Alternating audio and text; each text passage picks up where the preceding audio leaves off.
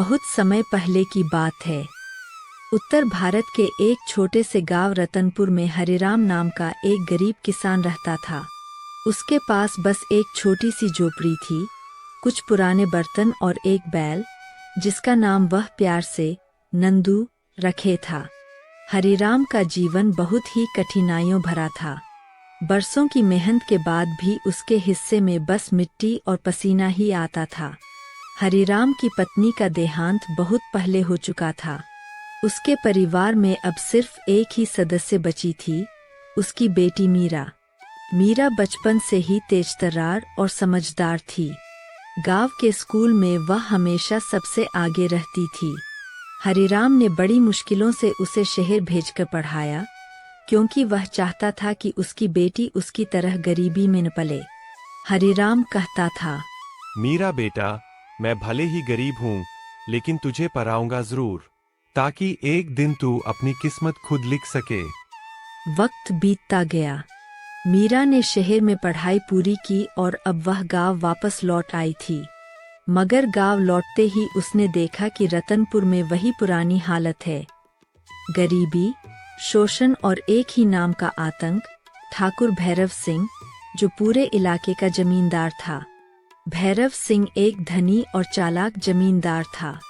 उसकी हवेली गांव के बीचों बीच ऊंचे टीले पर बनी थी, जिसके चारों ओर ऊंची दीवारें और बड़े बड़े लोहे के गेट लगे थे।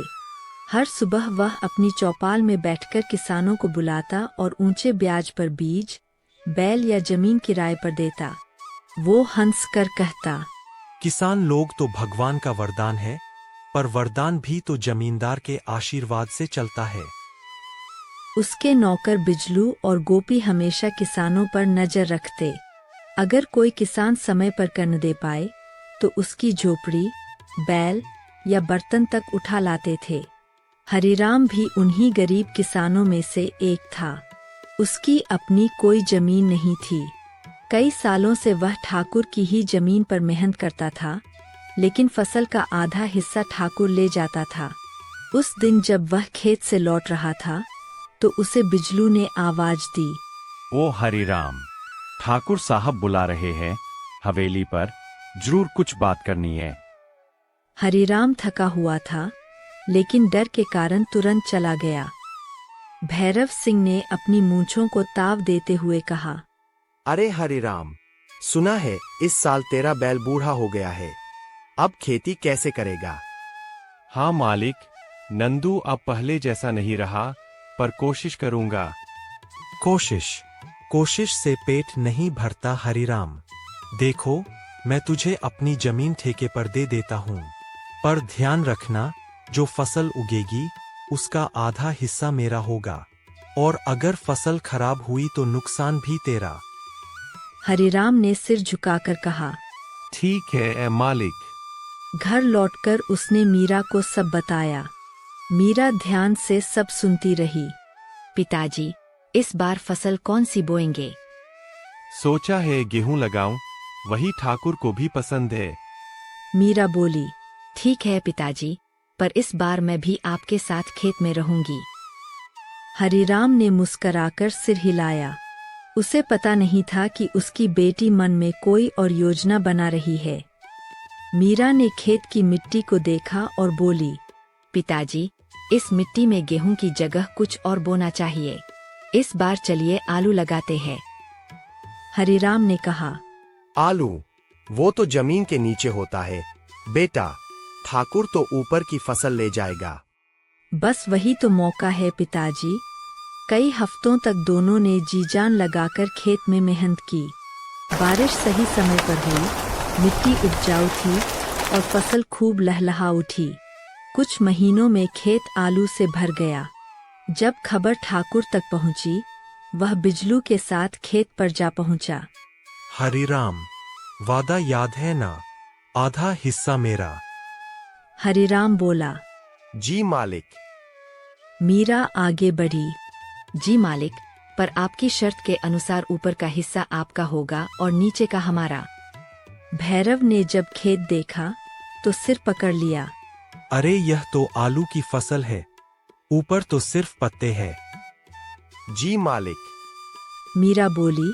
जी मालिक, तो आप ऊपर के पत्ते ले जाइए और हम नीचे के आलू निकाल लेंगे। गांव के लोग यह सुनकर हंस पड़े। भैरव सिंह का चेहरा लाल हो गया, पर वह कुछ बोल नहीं सका। ठाकुर को अपनी हार की बड़ी जलन हुई। यह लड़की तो मुझे ही मात दे गई। अब की बार ऐसी चाल चलूंगा कि यह रोएगी। कुछ हफ्तों बाद उसने हरिराम को बुलवाया। हरिराम, इस बार भी तुम्हें जमीन दूंगा, लेकिन इस बार नीचे का हिस्सा मेरा और ऊपर का तुम्हारा। हरिराम कुछ बोलता, उससे पहले मीरा बोली। बिल्कुल मालिक, और ऊपर का मेरा। ठाकुर मुस्कराया। इस बार देखना, यह खुद फंसेगी। मीरा ने इस बार धान की फसल बोई, जो जमीन के ऊपर ही लगती है। धीरे धीरे खेत सुनहरे धानों से भर गया। जब फसल पक गई, ठाकुर फिर आया। अब तो नीचे का हिस्सा मेरा होगा, ए ना मीरा। मीरा बोली। बिल्कुल मालिक, और ऊपर का मेरा। भैरव सिंह ने खेत देखा तो सन रह गया। धान तो पूरा ऊपर होता है, नीचे तो बस जड़े है। गांव वाले फिर ठहाका मारने लगे। ठाकुर अब गुस्से से पागल था। उसने कसम खाई। अब की बार इसे ऐसा सबक सिखाऊंगा कि उम्र भर याद रखेगी। कुछ महीने बाद मीरा खुद ठाकुर की हवेली पहुंची। मालिक, इस बार फिर जमीन चाहिए। ठाकुर बोला। ठीक है, पर इस बार ऊपर का भी मेरा, नीचे का भी मेरा, बीच का तेरा। अब बोल, मंजूर? मीरा शांत स्वर में बोली। जी मंजूर है। ठाकुर हंस पड़ा। अब बच नहीं सकती। मीरा घर लौटी।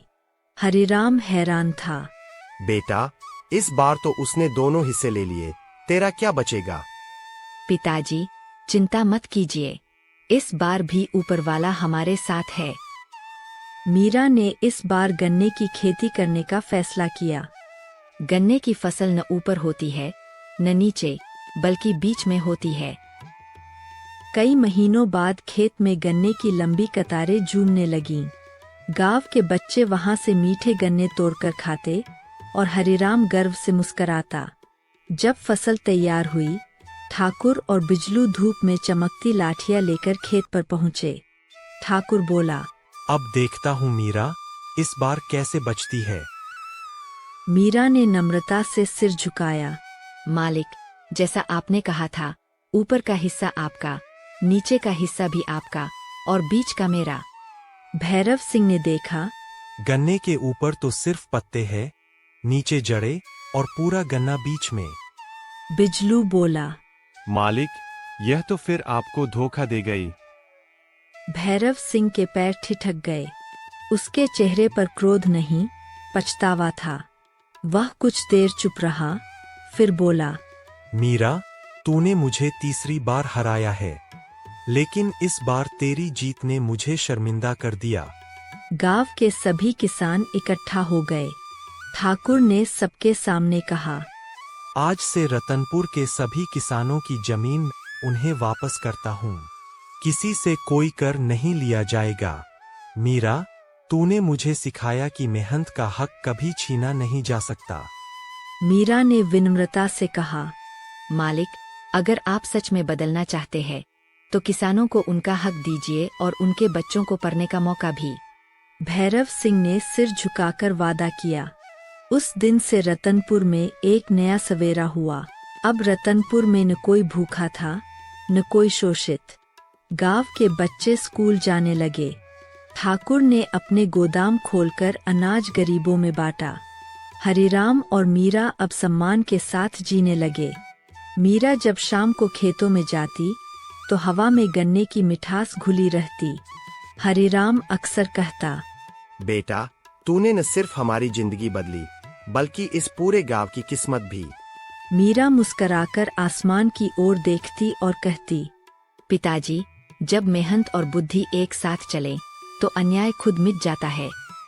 ऐसे ही कहानी देखने के लिए वीके टीवी टून्स को सब्सक्राइब जरूर करें और बेल आइकन को जरूर दबाएं हमारे नोटिफिकेशन सबसे पहले पाने के लिए। गांव रामपुरा में अकाल पड़ चुका था। खेतों में पानी नहीं था, अनाज सूख चुका था। गांव के लोग भूख और प्यास से परेशान थे। इसी गांव में एक सीधा सादा मेहनती इंसान रहता था, रामलाल। उसके पास जमीन जायदाद कुछ भी नहीं था, बस मेहनत और ईमानदारी ही उसकी सबसे बड़ी पूंजी थी। अकाल के कारण जब गांव में रहना मुश्किल हो गया तो रामलाल ने सोचा, अगर मुझे और मेरे परिवार को जिंदा रखना है तो बाहर जाकर मेहनत करनी ही होगी। वह नौकरी की तलाश में दूसरे गांव सुखसंपदा की ओर निकल पड़ा। सुखसंपदा गांव बड़ा और समृद्ध था। वहां उसे एक अमीर व्यापारी मोहनलाल सेठ के बारे में पता चला। रामलाल सीधे उनके पास पहुंचा और बोला, सेठ जी, मैं अकालग्रस्त गांव से आया हूँ। मेरे पास काम नहीं है, क्या आप मुझे कोई भी काम दे सकते हैं? मोहनलाल ने हंसते हुए कहा, तुम्हारे जैसे लोग तो रोज आते हैं, पर काम करना इतना आसान नहीं होता। मेरे पास दर्जनों बैल, ऊंट और गाड़ियां हैं। उन्हें चारा पानी देना, साफ सफाई करना और यात्रियों का सामान ढोना तुम्हें करना होगा। बदले में मैं तुम्हें 300 रुपए महीना और खाना दूंगा। रामलाल बोला, सेठ जी, चाहे काम कितना भी कठिन हो, मैं पूरी मेहनत और ईमानदारी से करूंगा। मोहनलाल ने उसकी लगन देखी और नौकरी पर रख लिया। रामलाल सुबह सवेरे उठकर सारे जानवरों की सेवा करता, यात्रियों का सामान गाड़ी में भरता और समय पर उन्हें सही जगह पहुंचाता। उसकी लगन देखकर मोहनलाल खुश हुआ और बोला, भाई रामलाल, तुम्हारी ईमानदारी और मेहनत से मेरे व्यापार में बढ़ोतरी हुई है। आज से तुम्हारी तनख्वाह 600 रुपए होगी। धीरे धीरे रामलाल ने कुछ पैसे जमा किए और गांव में एक छोटा सा घर बना लिया। अब वह गौशाला में नहीं, बल्कि अपने घर में चैन से सोने लगा। जमा पूंजी और चिंता। रामलाल की ईमानदारी से काम करने की आदत के कारण उसके पास धीरे धीरे 7,000 रुपए जमा हो गए। लेकिन उस समय गांव में चोरी की घटनाएं बढ़ने लगी थी। रामलाल ने सेठ जी से कहा, सेठ जी, मुझे डर है कि कहीं चोर मेरे घर से जमा किए पैसे ना चुरा ले। मैं क्या करूं? मोहनलाल ने कुछ देर सोचकर कहा, गांव के जमींदार प्रताप सिंह को लोग बहुत ईमानदार कहते हैं। उनके यहाँ पैसे रखना सबसे सुरक्षित है। उनके पास सिपाही और पहरेदार भी रहते हैं। रामलाल ने विश्वास किया और अगले ही दिन जमींदार के पास गया। जमींदार के पास रामलाल बोला, जमींदार जी, मैं मेहनत मजदूरी करके कुछ पैसे लाया हूँ। कृपया इन्हें कुछ दिन सुरक्षित रख लीजिए। जमींदार ने चालाकी से मुस्कुराते हुए कहा, कितने पैसे हैं? जी, लगभग 7,000 रुपये हैं सेठ जी। अरे रामलाल, चिंता मत करो। तुम्हारे पैसे मेरे पास भगवान की तरह सुरक्षित रहेंगे। रामलाल ने भरोसे से पैसे उसे सौंप दिए। 2 साल बाद जब रामलाल ने जमीन खरीदने का सोचा, तो वह अपने पैसे लेने जमींदार के पास पहुंचा। जमींदार जी, मेरे 7,000 वापस कर दीजिए। जमींदार ने आंखें तरेर कर कहा, अरे कौन से पैसे? मैंने तुम्हें कभी नहीं देखा, और बिना कागज सबूत कोई पैसे रखता है क्या? रामलाल गिड़गिड़ाया। जमींदार जी, मेरी मेहनत की कमाई है, मुझे लौटा दीजिए। जमींदार ने गुस्से में अपने नौकरों से कहा, इस ढोंगी को मारो और भगा दो, यह झूठा है। नौकरों ने रामलाल को पीटा और बाहर निकाल दिया। रामलाल दुखी होकर घर लौट आया। कई दिन तक काम पर भी नहीं गया। सेठ मोहनलाल को खबर लगी, तो वह रामलाल से मिलने आया। रामलाल, क्या हुआ? तुम इतने परेशान क्यों हो? रामलाल ने पूरी घटना सुनाई। मोहनलाल ने ठंडी सांस ली और कहा, मेरी ही गलती थी जो मैंने तुम्हें वहां भेजा, पर चिंता मत करो, मेरे पास एक योजना है। अगले दिन मोहनलाल एक बड़ा बक्सा भरकर जमींदार के पास गया। प्रताप सिंह जी, मैं व्यापार के सिलसिले में बाहर जा रहा हूँ। मेरे पास लगभग 50,000 रुपए हैं। इन्हें संभाल कर रख लीजिए। जमींदार की आंखों में लालच चमक उठा। अरे सेठ जी, आपके पैसे मेरे पास बिल्कुल सुरक्षित रहेंगे। इसी बीच मोहनलाल ने कहा, वैसे कल ही एक गरीब मजदूर यहाँ आया था। सुना था उसने कुछ पैसे आपके पास रखे थे। तभी अचानक रामलाल भी वहाँ पहुँच गया। जमींदार मुस्कुराने लगा। अरे रामलाल, कल ही तो मैं तुम्हें बुलाने वाला था। ये लो तुम्हारे 7,000 रुपए। माफ करना, गलती से हिसाब में नाम छूट गया था। उसने पैसे तुरंत लौटा दिए। रामलाल पैसे लेकर चुपचाप चला गया। मोहनलाल भी तुरंत उठकर बोला, जमींदार जी, अब व्यापार की योजना बदल गई है। व्यापारी खुद यहीं आ रहे हैं, तो आपके पास पैसे रखने की जरूरत नहीं। धन्यवाद। और वह अपना बक्सा लेकर वहाँ से चला गया। जमींदार हक्का बक्का रह गया। धत्त तेरी की, बड़ा शिकार हाथ से निकल गया। ऊपर से वो रामलाल के पैसे भी देने पड़ गए। रामलाल ने मोहनलाल से कहा, सेठ जी, अगर आज आप ना होते तो मेरी सारी मेहनत की कमाई डूब जाती। मोहनलाल मुस्कुराते हुए बोला, रामलाल, जो इंसान मेहनत और ईमानदारी से कमाता है, भगवान उसका साथ कभी नहीं छोड़ते।